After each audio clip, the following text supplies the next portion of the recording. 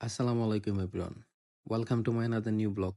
আজকে আমি আপনাদের আমার লাইফের সবথেকে বাজে একটা এক্সপেরিয়েন্স শেয়ার করব।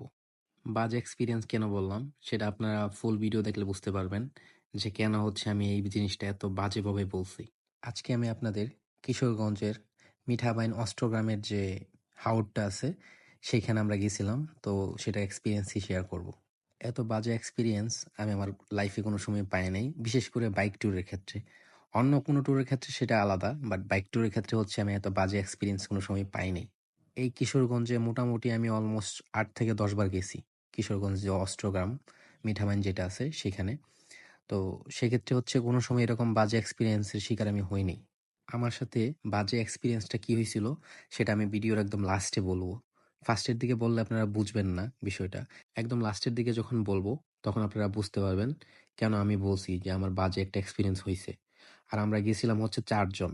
২ টা বাইক, ২ টা বাইকে ৪ জন ছিল। ৪ জনই আমরা ফ্রেন্ড। একসাথে সবসময় চলাফেরা করি। আমরা গিয়েছিলাম হচ্ছে সিজনের সময়। মানে বৃষ্টির সময় আরকি। তো বৃষ্টির সময় হচ্ছে সব জায়গায় সিজন থাকে। বিশেষ করে হচ্ছে হাওরের দিকে, তারপর হচ্ছে যে পাহাড়ি অঞ্চলগুলা ওইদিকে তেমন ট্রাভেল করা যায় না বৃষ্টির সময়। কিন্তু হাওর যেগুলো আছে সেগুলোর ক্ষেত্রে আপনারা সবসময় ট্রাভেল করতে পারবেন বৃষ্টির সময়।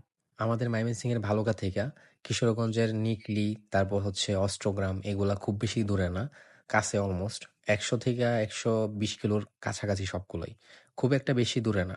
আর বাইকের ক্ষেত্রে ১০০ কিলো তেমন কোনো কিছুই না আমি মনে করি। কারণ একজন বাইকার চা খাওয়ার জন্যই ৪০ থেকে ৫০ কিলো যায়।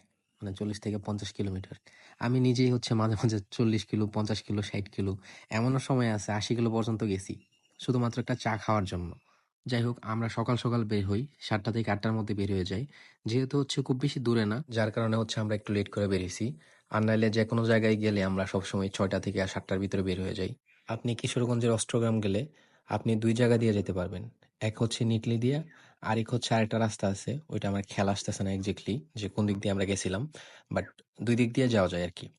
সেইটা হচ্ছে আপনি ম্যাপ দেখলে বুঝতে পারবেন। যেহেতু হচ্ছে বৃষ্টির সিজন, তো আমাদের নৌকা দিয়ে যাওয়া লাগতো।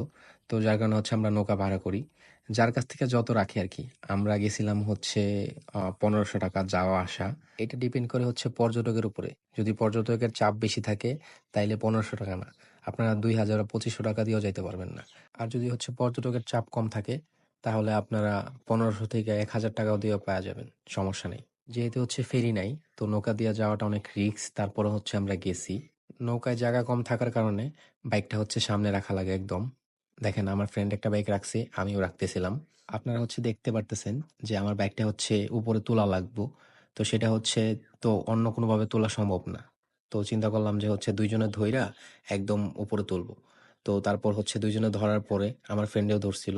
তারপর হচ্ছে আমি বাইকটা নৌকার মধ্যে তুলি। যাই হোক, অনেক কষ্টে বাইকটা নৌকার মধ্যে তুলি। তোলার পরে হচ্ছে আমরা মিঠামইনের উদ্দেশ্যে রওনা দেই। তার মাঝখান দিয়ে হচ্ছে আমরা যখন নৌকার ভিতরে যাই, তখন আমার ফ্রেন্ড হচ্ছে একটু মেকআপ করে নিতেছিল সুন্দর দেখানোর জন্য। এটা সবথেকে ফানি একটা মোমেন্ট ছিল। আমরা যখন যাচ্ছিলাম তখন হাওর একদম পরিপূর্ণ পানি দিয়ে। কারণ বৃষ্টি পড়তেছিল অনেক বেশি। আমরা যখন যাচ্ছিলাম তখনও বৃষ্টি পড়তেছিল। আমরা যখন যাচ্ছিলাম মিঠামইনে তখন হচ্ছে ওয়েদারটা অনেক ভালো ছিল। আর হাওরটা ছিল একদম শান্ত। কিন্তু আসার সময় হচ্ছে মেইন প্রবলেম আমরা পড়ি।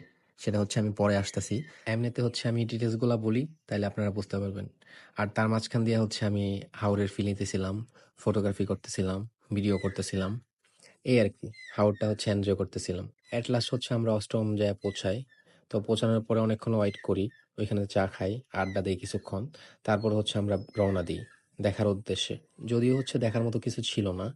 গেছিলাম হচ্ছে ঘোরার জন্যই, যে ঘুরলে একটু ভাল লাগবে। এই আরকি। আর একটু চিল করার জন্য গেছিলাম।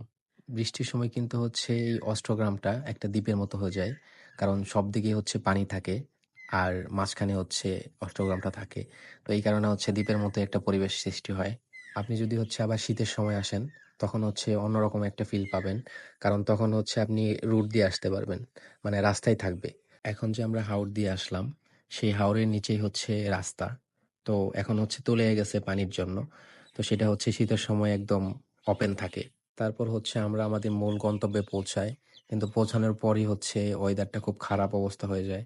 বৃষ্টি শুরু হয়। তখন হচ্ছে তাও খুব একটা খারাপ হয় নাই। মোটামুটি ভালোই ছিল।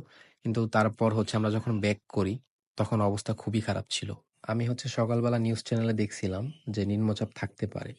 কিন্তু এতটুকু থাকবে সেটা হচ্ছে বুঝতে পারিনি।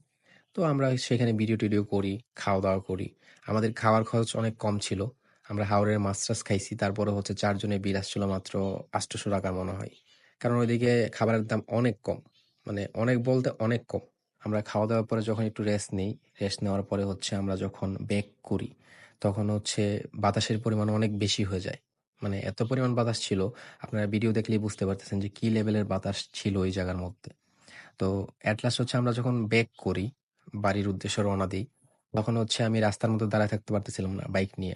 মানে বাইক হচ্ছে ফালায় দিবে এমন অবস্থা বাতাসে। এমনিতে বাতাস ছিল, কিন্তু আমরা যখন ব্যাক করি তখন হচ্ছে হিউজ লেভেলের বাতাস ছিল।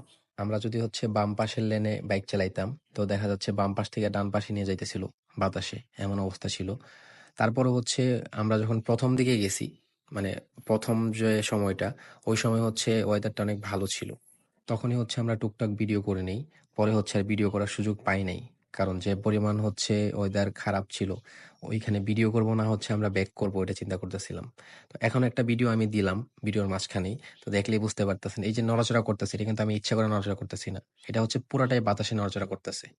ব্রিজের পিছনে ছিলাম, ব্রিজের কভারে ছিলাম। তারপরেও হচ্ছে এতটুকু বাতাস আমার শরীরে লাগতেছিল, প্লাস বাইকে লাগতেছিল। তাহলে চিন্তা করে দেখেন যে কি পরিমাণ খারাপ একটা ওয়েদারের মধ্যে আমরা ছিলাম। যাই হোক, আমরা আসার সময় আর ভিডিও করতে পারি নাই। কারণ অবস্থা খুব খারাপ ছিল। বাতাস ছিল অনেক, আর ঢেউ ছিল প্রচুর পরিমাণে। তো একসময় চিন্তা করছি যে হচ্ছে নৌকা হয়তোবা উল্টায়ে যাবে, এমন চিন্তা ভাবনাও করছিলাম। তো আল্লাহর রহমতে পরে কিছু হয় নাই। তো ওয়েদার খারাপ থাকলে আমি সবসময় রিকমেন্ড করব যে আপনারা ওয়েদার খারাপ থাকলে অবশ্যই হাওরে যাবেন না। এই তো, এই ছিল হচ্ছে আমার কিশোরগঞ্জের মিঠামইনের যে বাজে একটা এক্সপেরিয়েন্স, সেটার গল্প। Thank you for watching my video. সবাই ভালো থাকবেন। আল্লাহ হাফেজ।